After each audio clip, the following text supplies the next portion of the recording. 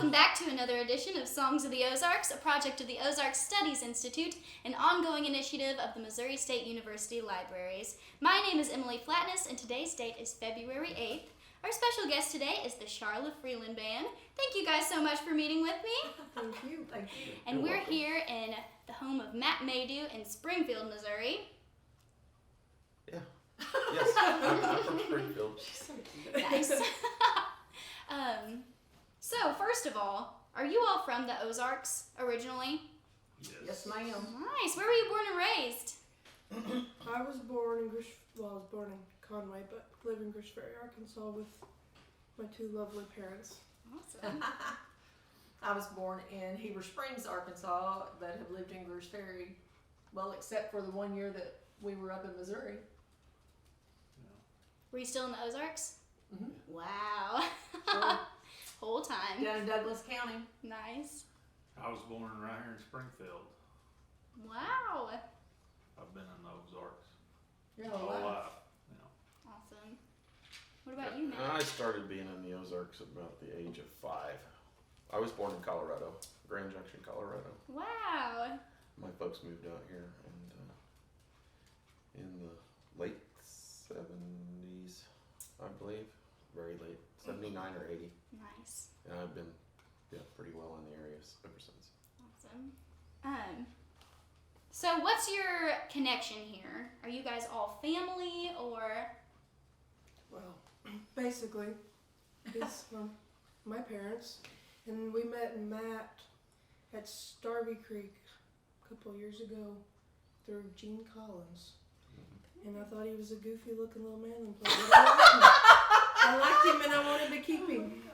And so I did. I love it. Could you tell me a little bit about Starvey Creek? What is Starvey Creek? Starvey is like, it's basically, probably speak for you too, it's like a home festival.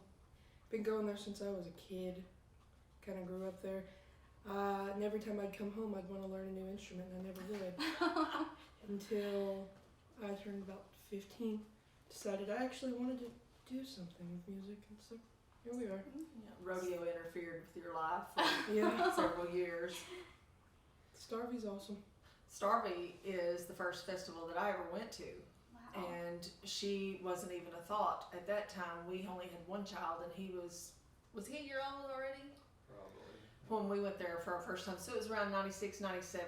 And, oh my goodness, his mom took me for my birthday. Yeah, well, And he hadn't been in years. I hadn't been in a long time. And but we always went to had so Starvey. much fun. I was ate up with it because I grew up around music, but not around bluegrass. Right. And loved it so much that I wanted to stay another night instead of just the day. So we had to go to Walmart and buy everybody clothes so we could stay and go again the next day. Loved it. Was hooked. Wow. Yeah. So shout out to them for changing my life for the better. You know, we met a ton of great friends and great people just at that one festival. That's how we met you. Yeah. Yeah. Sure is. So what draws you all to bluegrass as a genre as opposed to country music or old time music? Oh, Country would That's a definitely tough be my question. second go-to. Yeah. If it weren't for bluegrass, because old country does have my heart. But, you know, I don't know. I was raised in it, and so it's kind of just my jam, but I pull more to that than I pull to anything. So, Really? I think it's the rawness of it. Yeah. No electricity, it's just, here it it is. is what it is. I play it because I chose to play mandolin. Yeah. So I'm just kind of stuck. Same here with the banjo. Oh, yeah. It Nah, doesn't you- fit in a lot. You could do a little country. Some Marty Stewart. We're all such in-your-face type musicians that y'all don't fit in the little sweet lullaby stuff with the banjo and mandolin very well. Oh, right. Oh, now she's running. And this is Muffin. Say This hi, is Muffin. Muffin. The star. So tell me a little bit about this great big award you guys just won.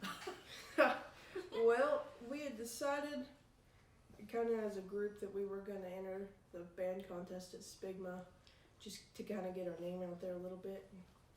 Went into it not really knowing what was gonna happen. I was like, I'm gonna be happy with whatever. Like, Right. if we suck, well, you know what, we suck. And well, we didn't suck, so we did. We're blessed to bring home second. Nice. Representing the Ozarks. The Ozarks were represented very well in that contest. Really? Tell me about that. How many y'all? Was there 4 or 5 bands from the Ozarks area? Us, 4 you said, Dalton and Ramblin' Heart, Sillamore Special, The Baker family. the Baker family. I think that's it. So there were several, and then the rest were Wow. from like the Dakotas or Virginia, the Carolinas. They were from all over Texas. How many bands were there? 16. 16. Wow. I think one dropped out. Yeah. Right. So tell me a little bit about what Spigma is. Society for the Preservation of Bluegrass Music in America? Is that what it is? Association. I used to say association, but I think it's in I think America. It's Wow. Spigma. Yeah, It's the Spig. And it's a pretty Yeah. big deal in the bluegrass world, right? Yeah. it is. Yeah, next to IBMA. All the Yeah, it'd be right under all the IBM, big I think. jams. I think it's All the funny when big people jams. say, you go into Spigma, we say Spigma like it is a location and it's an acronym. It is. The But, Sheraton. It is literally Spigma yeah, for Right. at least a weekend. it's Well, fun. that's awesome. Congratulations, guys. We also have a Dobro player that's not here. Want to mention him. Yeah, Oh, Daryl man. Haygood. he works like a real person. Yep. Is he related to Branson Haygoods? Everybody asks that though. Everybody different, asks. Yeah, that. no why in his. No. No, why? Wow. Yeah, No. I'm sure some of the viewers may have been wondering. No. Right. So did any of your ancestors or relatives play music? So my nanny on my dad's side, Be your Your great great grandma, actually, I would say was pretty big influence for him. And then my nana played the piano. Wow. Her mom. My parents played. His Of course, siblings. My siblings. Papa Played. Fred led the music at church. That's my dad. So Awesome. Yeah, he didn't play any instruments, but ooh, he loved to sing. Southern gospel ruled his life. That's what he was the song leader at church, and my mom played the piano there my entire life. And after my dad passed away, JR and I took that role because my mom was like, I don't want to play the piano if he's not up there singing, so you play for JR. So JR and I started, and he would lead the singing, and so we stayed. And that's how she started singing. She sang her first song before her second birthday. She Wow. sang "Jesus Loves Me" the Sunday before. You know, she couldn't even hardly talk, but she mumbled through that song. It's the cutest thing ever. But back to the ancestors, I really think that your nanny, Effie Keith, is really where it started at in Really? your Yeah, family, don't you think? Her father played banjo and fiddle, but her and her sisters played on the radio. She was a Medlock Yeah, she was a Medlock. and grew up down in Douglas County. Yeah, in the Ozarks. Yeah. Wow. And she lived to be 93, just passed away in Wow. 2020. And probably no one cares about this, but I find it fascinating. When she would play the guitar, instead of using a pick, you remember the little brush rollers? You may be too young for this, but the old gray brush rollers Yeah. that they had the pink little stick that would go through them. She would cut that off, and that was her guitar pick. That's all she How ever cool is used. that? Ozarks ingenuity. Right. I love it. Yeah, that's awesome. Yeah. So, I interviewed some of your family about a year ago in Casey and the Attaboys. Right. Could you Yeah. tell me about those connections? Casey is my sister-in-law, and Kelly is my baby brother. Wow. So, What a small world Everybody here in thinks I'm their Bluegrass. kid. Everybody asks me if that's my parents. Did you ever say yes? No. Sometimes I'm just like, I don't see it. But She okay. even had someone tell her last weekend that said, "Oh, you sing so much like Casey," and we got tickled because we're like, "There's no biological connection there." Right. You know? Oh, that's still so sweet though. Yeah, it was. So, since your family played Southern Gospel, do you think a lot of that kind of has come into your even bluegrass music? Yeah, so we do a lot of gospel stuff because Nice. we play a lot in church, and Mom, she has always been big into the Southern Gospel portion, and so we draw from that a lot. Awesome. Yeah. You're an amazing vocalist, obviously, Oh, as thank we'll you. see soon when you play. What have been your biggest influences in your vocals? That is a large question. It is.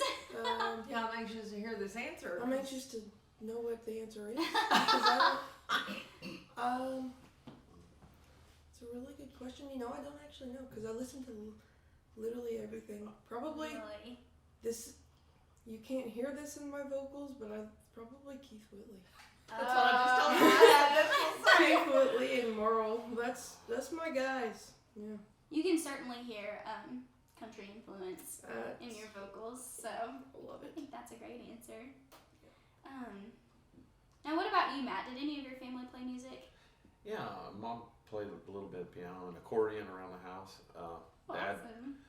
played guitar and bass mainly.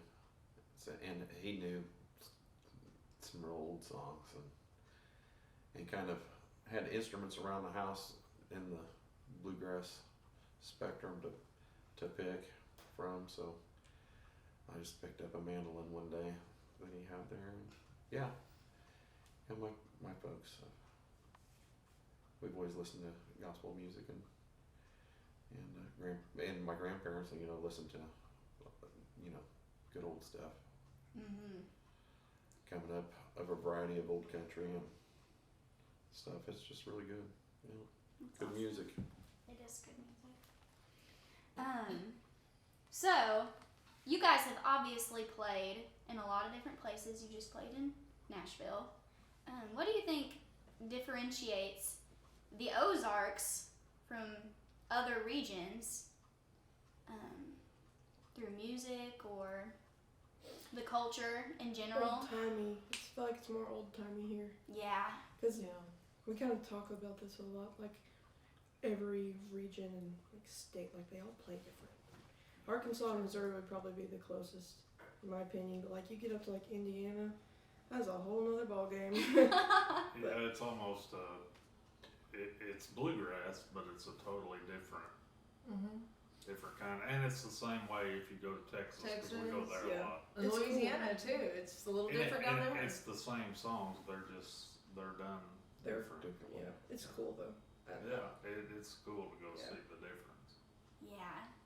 I think it's interesting to really ponder on what makes it so different here because there are lots and lots of good musicians in the Ozarks. I mean, when you think about the amount of festivals that take place just in the Missouri, Arkansas, Oklahoma area, man, there's, I don't hear of that many, once you get a lot farther south of us.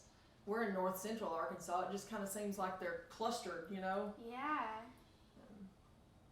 Obviously, people have a lot of love for music in the area, but I think she was right. The old timey, I think, kind of getting back to real roots. I think that's a lot of it. I think a lot of people want to stay in the authentic, simple, real way of life instead of, And I think that you're able to express that with music, especially bluegrass. We do have a couple of meccas like Branson and Mountain View that are known for old time. Do you think that has kind of helped? Yeah, especially if you get up to like Mountain View, and it's old school, like fiddle tune after fiddle tune. Yeah, and they still do like square dances and Yeah, stuff there. Yeah. Like, it's crazy. You don't hear that anywhere else. You could go up to like certain spots in Mountain View, and they still they have people kind of like Silver Dollar City where you dress the part, and it's I love that. I love that too. yeah. I love it. That's awesome. Let's see. What kind of things do you think differentiates old time music that you can find in Mountain View, clawhammer, banjo, that kind of stuff, with the kind of music you play? It's not as perfected. They don't care so much about the notes being specifically on pitch, but I think it would be what stands out to me the most. That's a Probably. good answer. That is a good Yeah. answer. It's we play a little more modernized, drivey instead of like like Mountain View, the music there, a lot of it's more folk The instead of. the instruments lend to the style here again too. Whenever you have a 5-string finger-picked banjo against a clawhammer style, it's automatically different because it's not the same. The attack is different. You're not playing the instrument in the same way, so automatically you have to make a style changeover to fit into what that instrument is bringing to the table. So yeah, it seems to be a little bit more progressive on the instruments whenever you go to like a finger picking style against something else.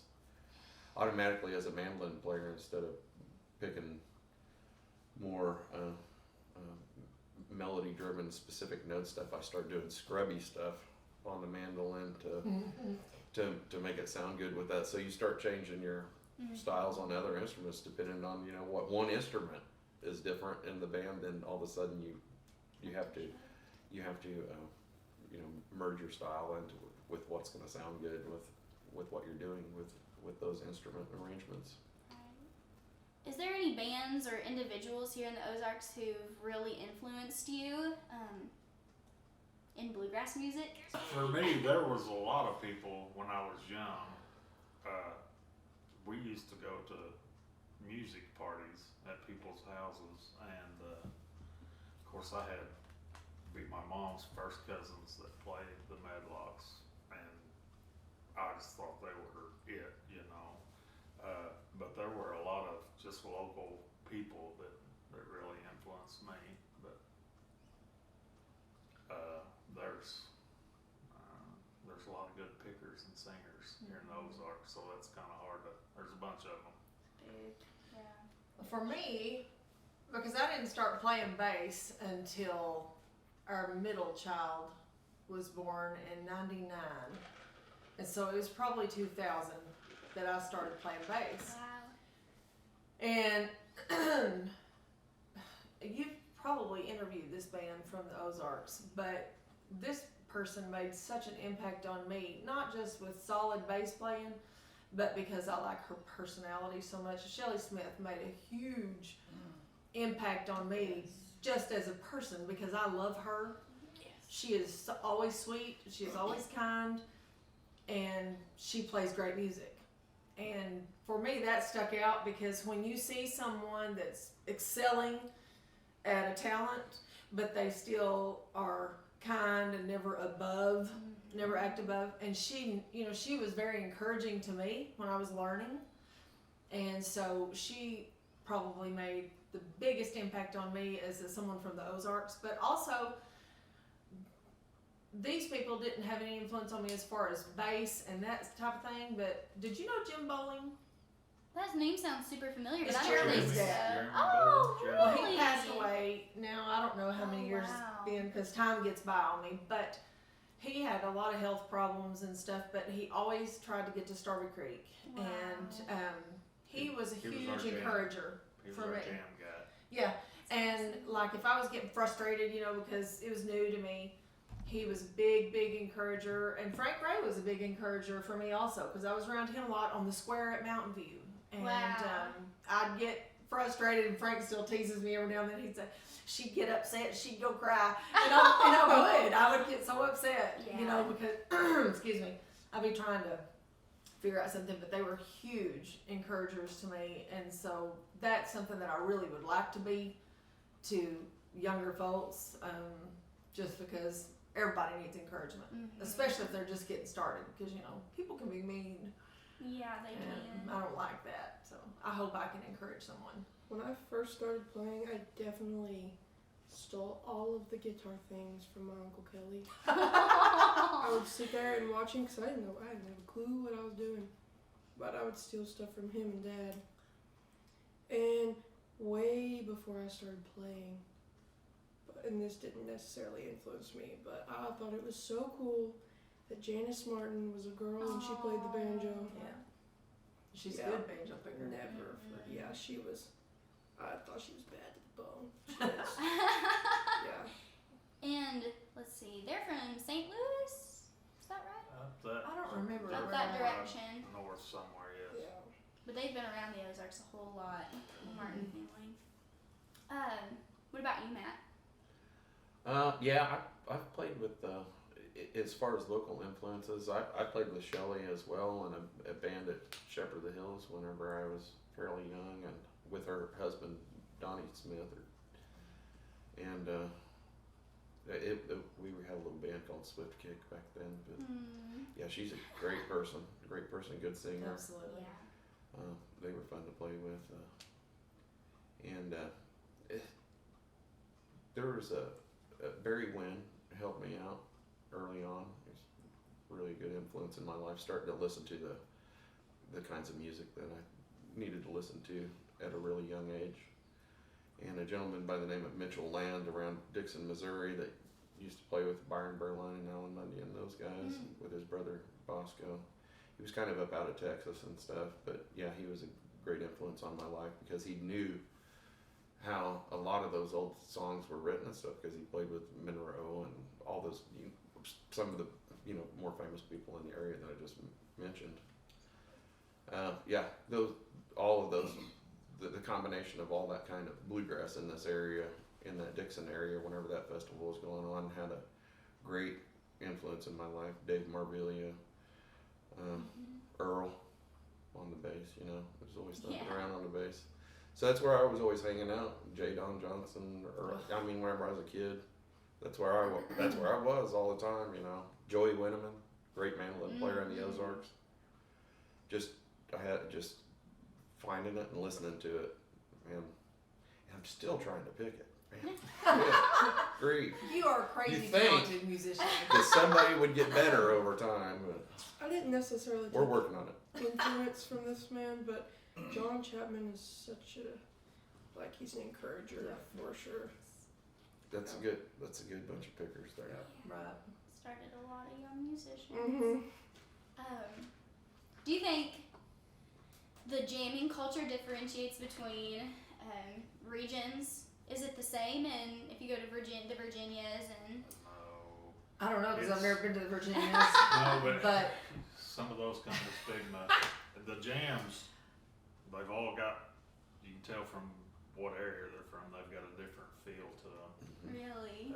Different licks, different, everything's just a little Different different. approach Yeah. to the song. and some Yeah. festivals that really encourage jamming, whether it be all night long or some that don't. We've been asked to stop at Yeah. 10:30 a time or two Like the down in experience. South Louisiana. Oh man. And there's some monster pickers out east. Yes. Man, oh man. But we have the best pickers here in the Ozarks, right? Sure. That's great. Oh my goodness. Well, I think that's everything I have Goodness. for you guys. Do you have anything else? I don't know. We hope to see everybody out and about. Yeah. Got a lot of festivals booked this year and a lot of shows, so we like to meet people. Oh yeah. Yeah. I like to talk to people. Yes, she does. Me too. So you guys are recording an album, right? We're fixing to, yes. And is that a lot of original material covers or? It's gonna be more originals than covers. So. Awesome. A couple covers mix it up a little bit. I can't have an album without a country song on it. So. Amen. Well, that's awesome.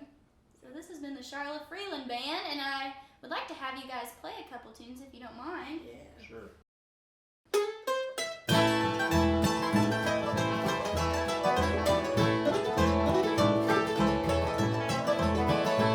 My name is Judas, my Lord, I did.